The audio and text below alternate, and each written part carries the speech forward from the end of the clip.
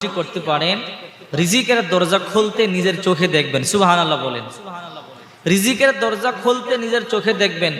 আপনার অর্থের মধ্যে এতটাই বরকত হবে যে আপনি অর্থ নিয়ে কুলাতে পারবেন না, দুনিয়া আপনার কাছে অপমানিত হয়ে ফিরে আসবে।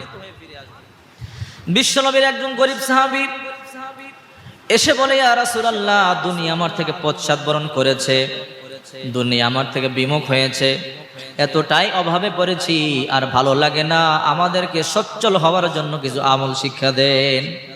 ওগো নবীজি, রিজিক কমে গেছে, রিজিক প্রশস্ত হওয়ার মতো আমল শিক্ষা দেন। অর্থ কমে গেছে, অর্থের মধ্যে বরকত হওয়ার জন্য আমল শিক্ষা দেন। বিশ্বনবী মুহাম্মদ রাসূলুল্লাহ সাল্লাল্লাহু আলাইহি ওয়াসাল্লাম ওই গ্রাম্য সাহাবীকে বললেন, তুমি কি ওই আমল, ওই দোয়া ভুলে গেছো যা মানুষ এবং ফেরেশতাদের, সুবহানাল্লাহ বলেন, তুমি কি ওই দোয়া ভুলে গেছো? আল খাসাইসুল কুবরার তৃতীয় খণ্ডে এসেছে। রাসূল বললেন, তুমি কি সেই দোয়া